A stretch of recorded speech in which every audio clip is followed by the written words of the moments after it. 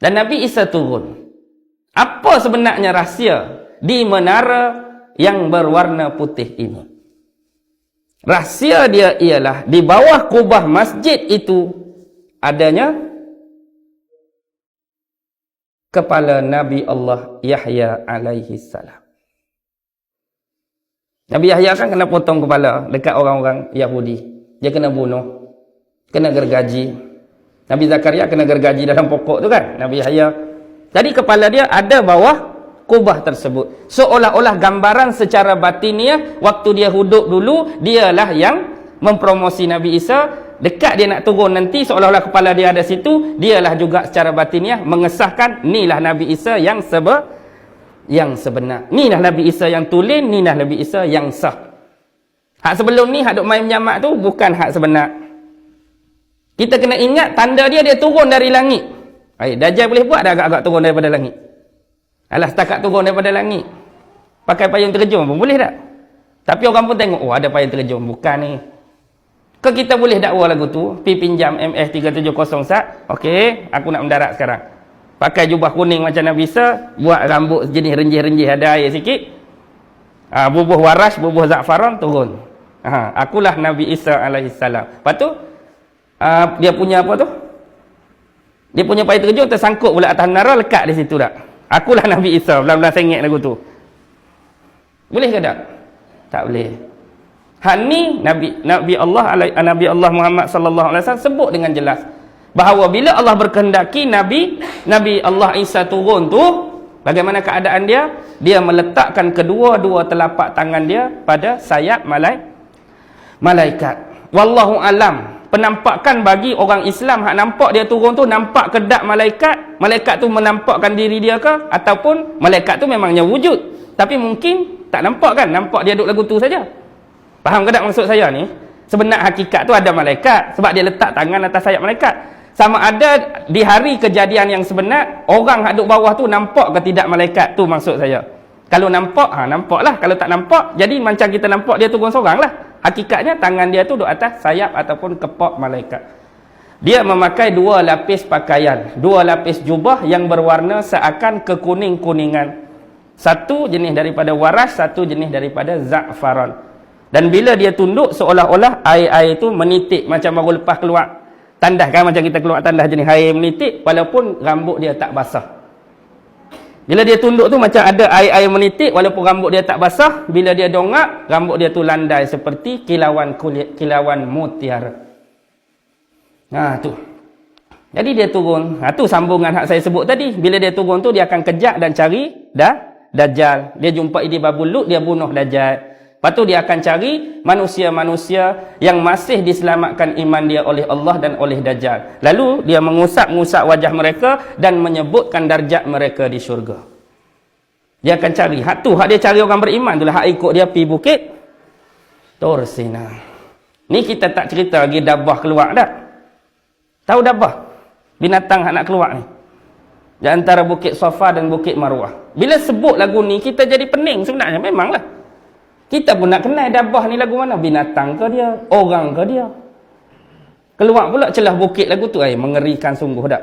Sampai kata payah dia nak keluar ni 3 hari 3 malam baru boleh lepas dia punya ekor. Lagu mana pula ni nak fikir ni? Ekor tu ekor sebenar ke ekor majazi ke?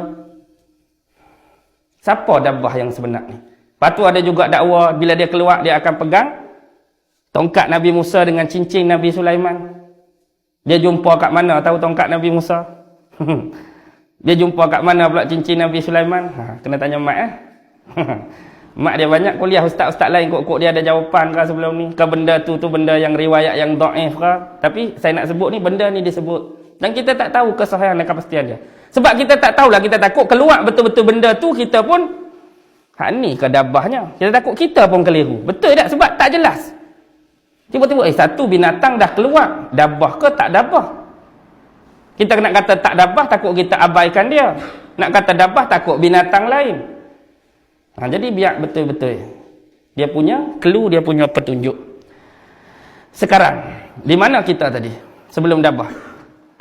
Sebelum dabah tadi kita cerita pasal apa? Hak Nabi Isa tadi. Baik. Satu sisi Nabi Isa kita dah selesai. Yang penting sikit lagi kita nak cerita pasal hak nak menyamak jadi dia. Siapa hak nak menyamak jadi dia? Siapa hak nak menyamak jadi Nabi Isa ni? Dajjal. Betul.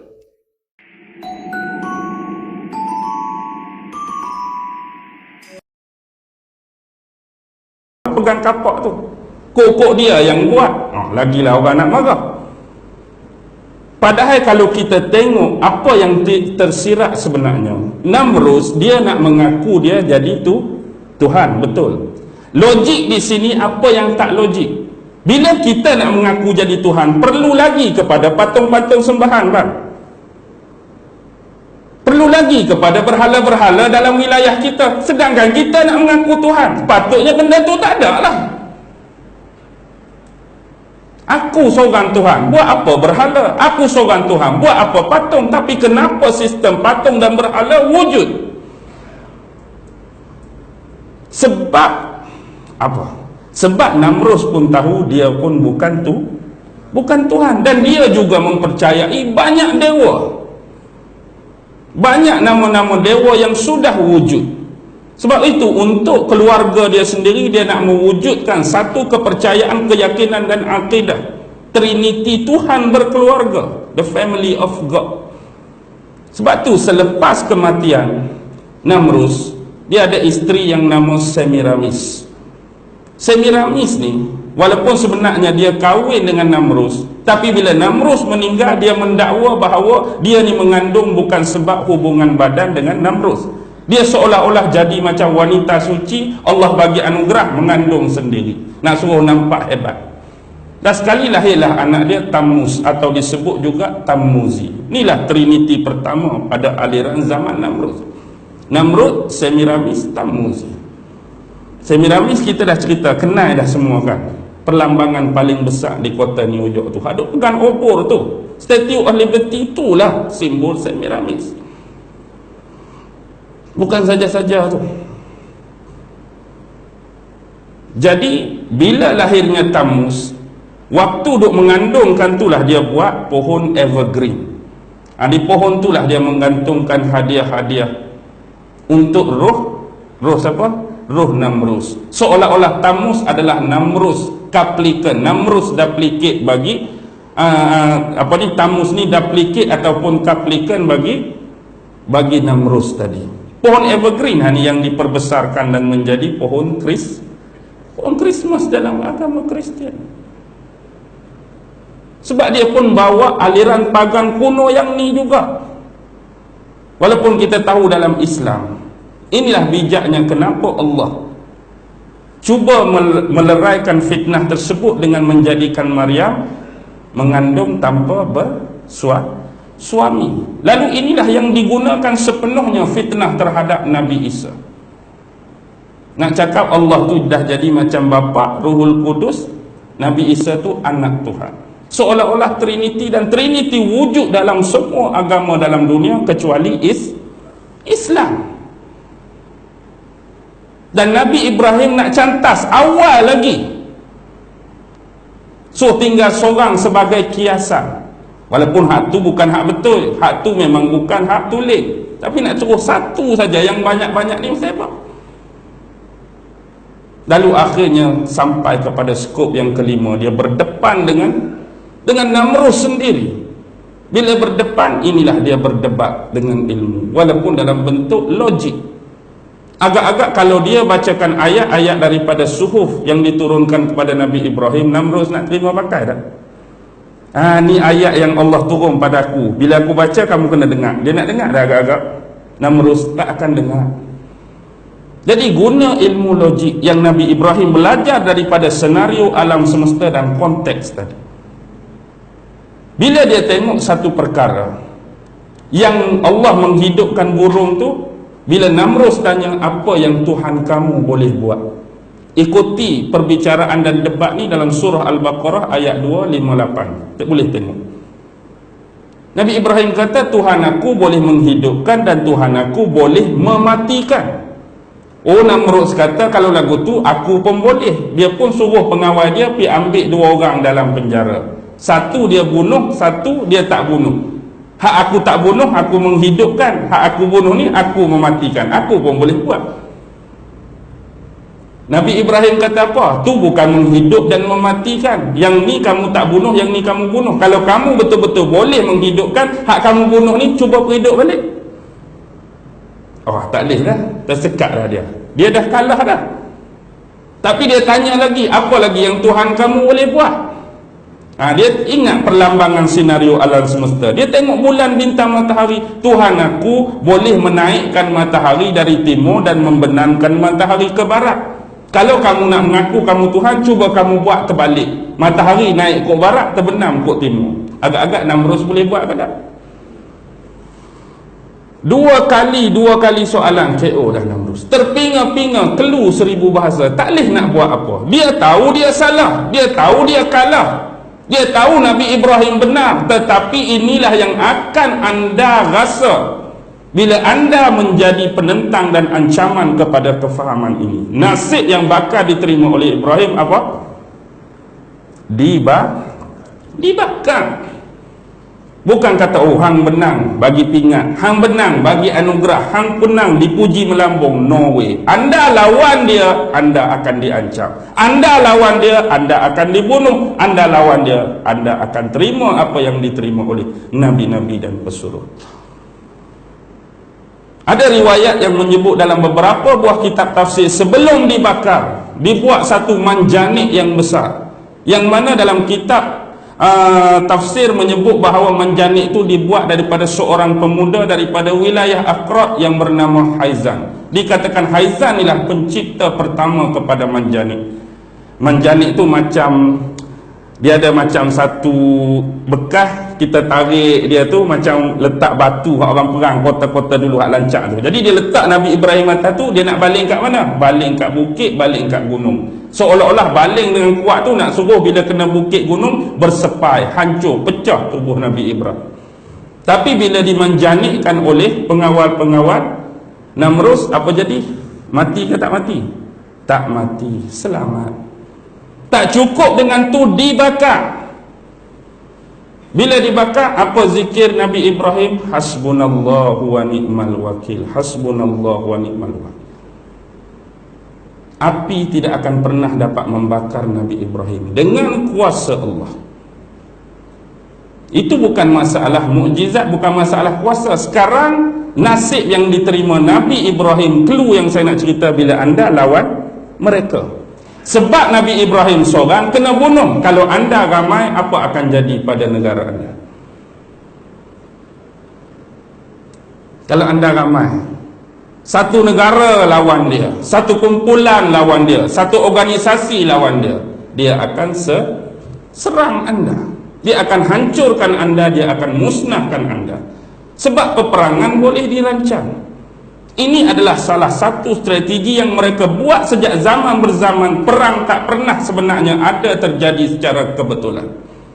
Perang sememangnya sudah dirancang baik, perang pertama ataupun perang akhir zaman yang akan datang. Sebab bila kita tengok statistik dan analisis, sebenarnya ramai manusia mati bukan disebabkan penyakit. Ramai manusia mati disebabkan peperangan. Penyakit kanser, penyakit AIDS mungkin boleh mati 100 orang sehari, 200 orang sehari. Tapi untuk jangka masa 10 saat saja, sebiji bom atom jatuh, berapa orang perlu mati? 10 saat saja mungkin 10,000 mati. 10 saat saja mungkin beratus-ratus ribu boleh mati. Tapi inilah agenda paling besar dan sistem ini yang mengikat anda. Kita hanya nampak perang, tetapi mereka melaksanakan perang untuk apa? Bila terjadi peperangan, otomatik di antara negara yang berperang, masing-masing nak mempertahankan negara dan tanah air. Sedangkan kita adalah negara-negara yang mundur. Negara-negara bukan penjana, negara-negara bukan pencipta. Bila kita nak mempertahankan diri kita, perlukan senjata. Bila kita bukan negara pencipta dan pengeluar, kena beli senjata. Sedangkan negara kita mundur, tak membangun. Jadi nak beli senjata, kena hutang duit. Berhutanglah dengan hang. Siapa yang akan bagi? Band of Rothschild. Tetapi hang ingat, hutang pun kalau 1 juta bukan bayar 1 juta. Ada loan, ada bunga, ada interest. Bila lagi besar hutang kita, lagi besar loan. Kita pun buat beli senjata. Menang kalah dalam peperangan, soal kedua. Menang ke kalah, perang dah berhenti. Automatik bila perang, negara hang cantik ke, makmur ke, hancur lebur. Hancur lebur. Tadi berhutang nak beli senjata, hak ni berhutang nak membangunkan negara pula, nak buat bangunan, nak buat masjid, nak buat infrastruktur, nak buat logistik tu, tempat ni, hutang lagi. Bila hutang lagi, bunga lagi bertambah. Cukup 1 peperangan, 2 peperangan, loan tadi, riba tadi mengekang sampai berjuta-juta keturunan. Sampai hari ni pun mungkin ada negara tak habis lagi bayar hutang sebab loan peperangan. Dia dah kawal awal-awal. Kita cuba lawan, cuba bangkit. Loan tak habis lagi tu, takkan nak lawan dah. Interest tak habis bayar lagi. Nak buat apa? Faham ke tak ni? Inilah sebenar yang berlaku, senario sebenar. Okey, kita tengok grup yang kedua. Seorang lagi hak nak mengaku jadi Tuhan. Hak ni berlaku zaman Nabi Musa, Fir'aun. Bila sebut Fir'aun, Fir'aun ni banyak. Zaman dinasti Fir'aun pun banyak. Awal dinasti Hulu, dinasti Hilir, semua ada 39 dinasti Fir'aun. Satu dinasti tu kadang-kadang berpuluh, berbelah Fir'aun. Tapi Fir'aun yang dimaksudkan ialah Ramses II. Sama saja. Akal kita tak mampu nak fikir dalam keadaan Yukabat. Siapa Yukabat? Mak Nabi Musa. Mak Nabi Musa. Fir'aun dah war-war melalui ahli sihir dia, peramal dia, bahawa akan lahir seorang anak lelaki yang akan menggoyah kekuatan kerajaan dia. Lalu dia perintahkan supaya semua hak mengandung melahirkan anak lelaki dibunuh. Semua wanita-wanita Bani Israel itu bimbang, risau, takut anak dia terkena, termasuk Yukabat, ibu Nabi Musa. Tapi Nabi Musa terselamat, dijaga sampai umur 3 bulan. Tapi takut bahaya yang makin mencengkam, Allah pula suruh letak dalam sebuah peti, hanyutkan ke sungai. Tak boleh nak fikir dah. Kuang-kuang letak tepi masjid tu rasa selamat. Ni lah anak aku tak selamat, nak suruh letak dalam sungai. Bahan buaya ke ikan tu, lagi bahaya patutnya. Patut letak tepi masjid, rumah anak yatim ke, sure selamat. Lagi pening kita nak fikir. Tapi itulah perjalanan Nabi Musa. Mak dia suruh kakak dia tu menyusuri tepi-tepi denai, nak tengok ke mana benda ni berhenti, ke mana benda ni berakhir. Last sekali tak masuk akal lagi, singgah di kolam istana Fir'aun. Allah, tempat tu hak paling takut. Manusia duduk dalam tu paling takut, situ pula dia berhenti. Jadi Allah nak Nabi Musa sendiri membesar dalam istana Fir'aun. Tengok konteks tu Allah nak suruh Nabi Musa faham siapa bapa angkat dia, apa peranan dia, apa sifat dia, apa peribadi dia, apa personality dia. Dia akan tahu. Dan ni kadang-kadang orang di luar kota tu tak boleh buat apa, karuk, maruk. Dia tak ada pun dalam istana tu. Bila dia berbicara, hak ni lah tag lari daripada konteks tu. Keluar orang istana, hang cakap tak betul itu, aku duduk dalam istana, aku tahulah. Hang cakap merapu, hang tak pernah masuk pun. Jadi Nabi Musa dah diberi pendedahan, dia membesar. Jadi sampai konteks pertama duduk dengan Fir'aun, berlakulah penghijrahan. Afalam yasiru, yang Allah suruh. Bila dia tersilap, kita tumbuk salah seorang bangsa Kipti. Bangsa Kipti, bangsa bapa angkat dia Fir'aun. Nabi Musa Bani Israel. Bila ada seorang lelaki Bani Israel dengan Kipti bergaduh, Nabi Musa nak pergi tolong. Bila nak pergi tolong, nak tolong bangsa dia Bani Israel, dia pergi tumbuk bangsa Kipti, bangsa bapa angkat dia. Mati kawan tu.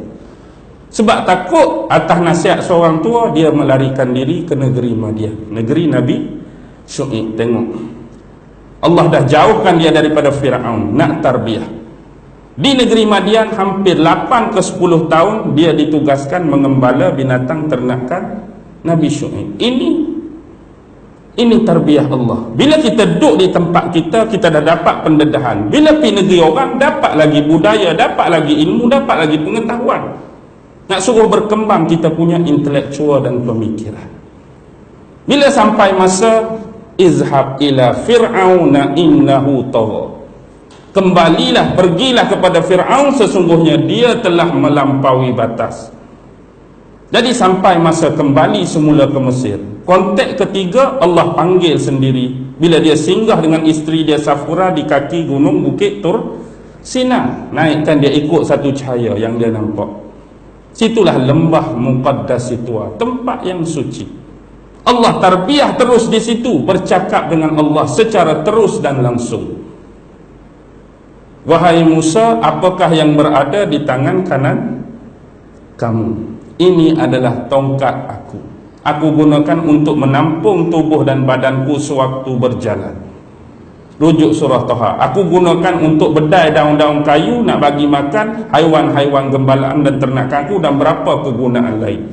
Kita dah cerita pasal konsep ni dulu.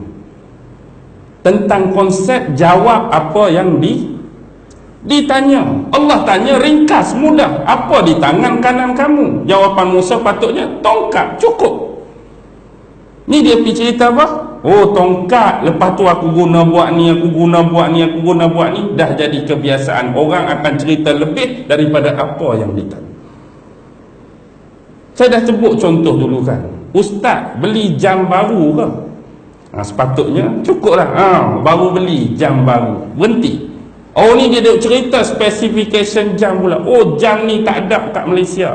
Jam ni hanya ada di Singapura. Harga dia bukan murah, mahal. Kalau menyelam boleh beberapa ratus meter dalam dia. Kalau hentak kat batu tak jadi. Soalan dia baru beli jam baru, dia cerita 45 minit baru habis.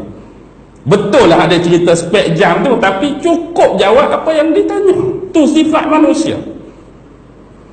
Dan yang kedua ialah letakkan tangan kamu dalam poket kamu, bila keluar dia jadi cahaya yang bersinar. Nampak tak? Sebab zaman Firaun zaman ahli sihir, maka mukjizat perlu untuk menentang benda tu.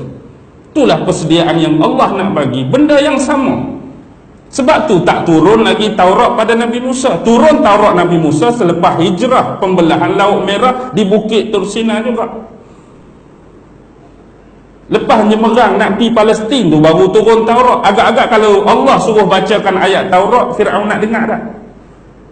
Bismillahirrahmanirrahim. Firaun tak mau dengar. Hari ni pun kita pergi baca dekat musuh-musuh Islam, dia tak mau pakai. Walaupun dia tahu Quran tu betul. Firaun tahu ayat Allah tu betul. Jadi cara nak lawan dia, ahli sihir guna mukjizat yang hampir sipi-sipi dengan dia. Jadi selesai di situ. 3 benda dah kan. Duduk dalam istana Firaun, duduk pengalaman dengan Nabi Syuaib, Allah tarbiyah di situ. 1 benda lagi terlekat. Sebab sifat Nabi Musa ni bila dia bercakap gagap. Jadi dia minta siapa dia? Abang dia Nabi Harun membantu dia. Sebab Nabi Harun ni antara kehebatan dia fasih dan petah berkata-kata. Jadi aku takut aku tersilap cakap gagap, takut kalah pula. Jadi minta abang aku Nabi Harun backup. Jadi dia belajar kepetahan dan kefasihan dengan Nabi Harun. Kena belajar juga, jangan main-main. Tapi sebelum dia berhadapan dengan Firaun, apa yang berlaku? Pernah kan Firaun minta Haman buat satu bangunan yang tinggi. Tujuan apa? Dia nak naik atas bangunan yang tinggi tu, dia ambil panah dengan musuh, dia panah ke atas. Tiba-tiba takdir Allah, panah dia tu sipi terkena seekor burung. Burung tu tak tahu jatuh ke mana, tapi yang jatuh anak panah yang dilumuri darah. Apa klaim dan dakwaan Firaun? Aku dah bunuh Tuhan Nabi Musa. Aku dah bunuh Tuhan Nabi Musa. Hebat tak? Aku dah bunuh Tuhan Nabi Musa. Jadi lepas ni kalau dia nak mari berlawan ke, nak mari bersihir ke, nak mari berdebat, dia tak ada tumpangan dah. Allah dia, Tuhan dia, aku dah bunuh. Dia nak menyedapkan hati dia, padahal dia tahu pun bukan. Jadi bila sampai masa yang ditentukan, ahli sihir Firaun lempak tali. Tali tu bertukar jadi ular. Jadi Musa nak guna dah Allah tarbiyah, lempak dia punya apa? Lempak dia punya tongkat jadi ular juga, tapi lebih besar dan makan semua ular tadi. Bila ahli sihir Firaun tengok, dia dah tahu mengikut urutan disiplin ilmu magic dan sihir. Sesuatu sihir yang dibuat cuma untuk mengelabui dan hipnotis mata. Dia tak mampu nak beri mudarat dan manfaat. Tiba-tiba ular Nabi Musa boleh makan ular hak tali tadi. Ni bukan lagi sihir. Ni sememangnya mukjizat. Sebab tu mereka boleh terus beriman. Kami beriman kepada Tuhan Nabi Musa. Sebab dia tahu hak Musa bukan sihir. Jadi apa bahana yang diterima oleh penyihir Firaun? IS tahanan tanpa bicara, tak boleh nak buat apa. Masuk ayat sihir lah. Selepas kalah, Nabi Musa pun diugut bunuh, dipenjarakan, macam-macam, kena terus. Padahal dia memang tewas, dia kalah, tak boleh nak buat apa dah. Tapi itulah ancaman ugutan yang akan anda kena bila anda lawan mereka.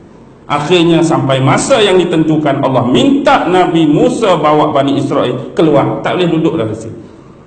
Kalau tidak, hampir duduk bumi Mesir. Jadi keluar. Bila keluar tu, Fir'aun tahu, Fir'aun kejak dengan tentera dia, semata-mata nak bunuh Nabi Musa. Tak puas hati juga. Kalau kata nak keluar, keluarlah. Serabut dah aku duk main dakwah, duk main ceramah kat sini. Hang keluar lega sikit dah. Dendam masih dalam, nak buru Nabi Musa. Akhirnya apa jadi? Terjadi pembenahan Laut Merah dan Fir'aun tenggelam dalam Laut Merah. Masa itulah dia ucap satu benda berlawanan dengan apa yang dia buat. Sekarang baru aku beriman dan percaya kepada Tuhan Nabi Musa dan Bani Israel. Patut tak perlu keluar, tak perlu cakap lah baru sebelum ni hang dah bunuh Tuhan, hang kan dah panah Tuhan. Pasal apa lagi nak ucap aku beriman dan percaya kepada Tuhan Musa, baru sak-sak hang bunuh Tuhan. Sebab dia tahu hak dia buat tu bukan tipu. Hak ni baru dia betul-betul percaya. Tapi Allah terima tak? Sorry. Perlu diberi satu pemahaman di sini, bahawa manusia-manusia yang Allah gambarkan nak mengaku jadi Tuhan tak akan pernah disentuh oleh sesiapa, walaupun Nabi dan Rasul. Namrus, adakah dia dibunuh di tangan Nabi Ibrahim? Allah tak bagi sentuh Namrus, kecuali makhluk dia hak paling hina, cuma seekor nyamuk saja. Fir'aun bukan mati disentuh oleh Nabi Musa, cuma makhluk dia yang nama laut. Cuma kesilapan perkiraan dua orang ni ialah mereka nak bunuh Nabi dan Rasul. Ini adalah kesilapan, dan Dajjal dapat kesan isu ni. Dengan membunuh Nabi, bunuh Rasul dan pesuruh Allah, tidak akan pernah mematikan agama. Hang bunuh Nabi Ibrahim, Allah akan ganti dengan Nabi lain. Hang bunuh Nabi Musa, Allah akan ganti dengan Nabi lain. Tetapi Dajjal dia tak buat demikian. Dajjal cuma dia mengambil sikap merosakkan agama. Hak ni lagi berbaloi untuk dia. Hari ni kalau ada orang bunuh saya, akan ada pengganti tak? Pengganti tetap ada. Orang berceramah tetap ada, tak berhenti. Tapi kalau rosakkan agama, memang hak tu lagi berbaloi. Dajjal dia tak bunuh Nabi, dia tak bunuh Rasul. Nak bunuh macam mana? Dia bukan zaman Nabi dah. Satu hal, dia rosakkan agama, itu lebih berbaloi. Agak-agak tiun kepada kahfi tak nampak lagi dah hak saya nak habaq ni. Sekarang anda lebih jelas. Jadi eskatologi dah dimulakan oleh Nabi-Nabi dulu lagi, melalui pengalaman teks dan kontekstual. Hak ni yang kita nak sebut. Ni cerita dalam Quran ke kitab Weda ni?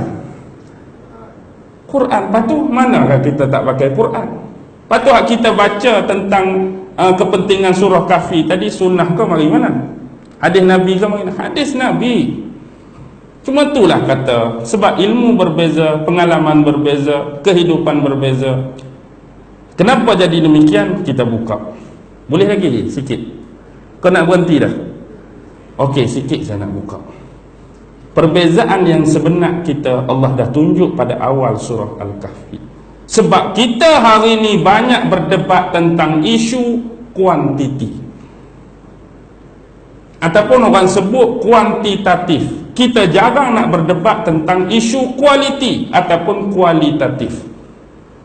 Yang kita jadi masalah hari ini, banyak bergaduh, banyak khilaf, banyak silap faham, sebab kita melibatkan isu kadar. Kita banyak sebut pasal kuantiti. Apa kuantiti? Pasal jumlah Apa kuantiti pasal angka, apa kuantiti pasal nama orang, apa kuantiti pasal nama tempat, apa kuantiti pasal nama binatang, apa kuantiti pada kadar-kadar tertentu.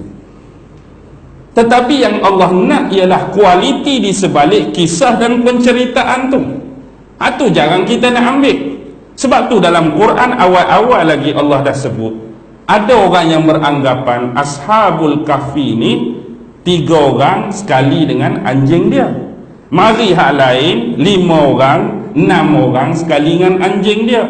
Mari hak lain 7 orang, 8 sekali dengan anjing. Tengok, Allah dah ajak kita bergaduh pasal isu kuantiti. Dan Allah tak terang pun hak mana hak betul. Cuma dia cakap mari orang tu jumlah ni, mari orang tu jumlah ni, mari orang tu jumlah ni. Kita duk bergaduh pasal kadar. Lepas tu pasal nama orang, nama tempat, duk bergaduh juga. Ashabul Kahfi ni mana? Zaman Raja Zalim di Kianusun. Tempat dia di mana? Afsusun. Bila Afsusun ni dah dimasuki oleh tentera Islam, dia jadi Torsusun. Akhir sekali Torsusun duduk Sungai Rak, kampung tersusun. Lepas tu khilaf nama lagi. Contoh saya baca kitab, kita ambil sepakat hak 7 orang, tapi belum tentu lagi. Tamlikha, Muslinia, Mukaslinia, Marnusun, Dabarnusun, Tozayusun, Kafas Tozayusun. Ni hak saya baca dalam kitab ni. Mari orang lain tu salah. Hak ustaz sebut tu tak betul. Hak kitab betul ni hak saya baca. Tamlikha, Maksamina, Duk bergaduh hak nama saja. Allah cerita tak nama-nama daripada Quran? Tak. Penting ke tak? Tak penting. Penting hang beriman dan percaya cerita tu. Bagaimana mereka menjaga akidah. Ni hari ni duk bergaduh pasal nama saja. Kitab aku lagi betul, ulama ni lagi tepat, ulama ni lagi saya. Duk bergaduh hak tu.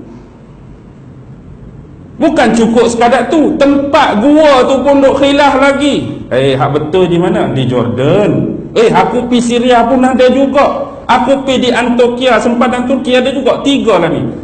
Hak Jordan betul sebab bukti-bukti dia lagu ni. Aku pun bukan tak ada bukti.